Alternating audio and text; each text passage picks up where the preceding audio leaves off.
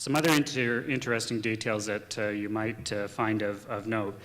Over the past number of months, we've certainly worked very hard to build our renewable energy program by engaging Aboriginal groups in the province. And our model isn't so much based on property rights, but is certainly rooted in the idea of a full partnership.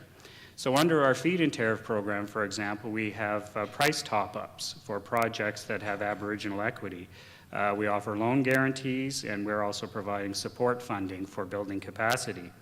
And most importantly, our model recognizes that Aboriginal groups are going to play a very key role, increasingly key role, in our electricity system on the planning side, on the generation side, as well as on the transmission side. And to that end, 5 of the top 8 transmission projects highlighted as priorities for development are in the north and involve our First Nations and Métis partners. Our goal has always been to go beyond our legal obligations, and these efforts and the tangible provisions that have come out of them are already starting to pay dividends. We've just awarded 16 major contracts to our Aboriginal partners as part of that recent feed-in tariff announcement that I talked about, and that's actually a higher success rate than the average of the applicants.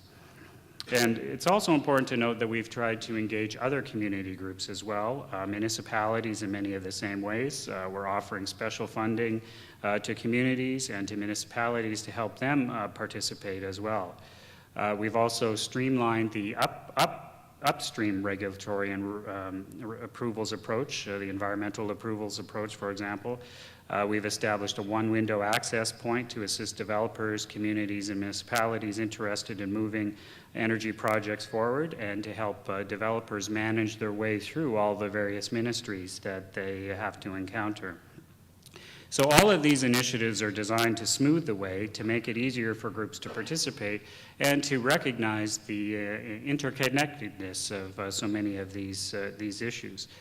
On the other side, we've also put in milestones along the way to make sure that projects make it across the finish line. That was a problem that we had in some of our previous programs, that projects were occupying space on our grid without ever coming to completion.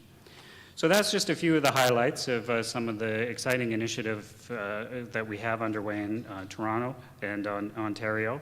Ambitious conservation, we're eliminating coal, we're rebuilding and expanding our grid, we're making it smarter and greener. We've got a really big push on renewables.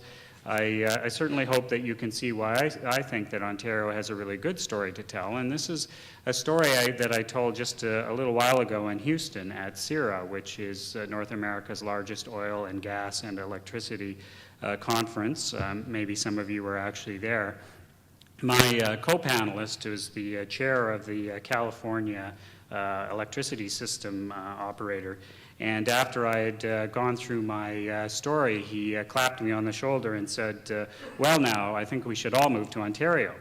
And so I said to him, and I'll say it to any of you who are from out of the province, you would certainly be welcome to live here. We think it's a great place to be. I hope you have a good chance to see some more of it.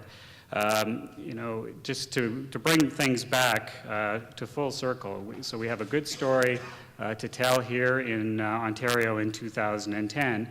But in a way, it's very much like the situation that was happening a century ago in the province.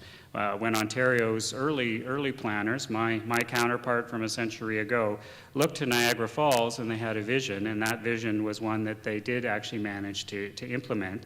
And it was one that made Ontario very much a better place for all of its citizens. And I hope that the next generation of children and grandchildren here in Ontario are going to look to the skyline and they're going to see those solar panels on the roof line and they're going to on rooftops, and they're going to see wind farms across our countryside, and they're going to reflect on the vision and the hopefully the ingenuity that they see, and they'll see that we had the foresight as well to build a foundation for our future prosperity.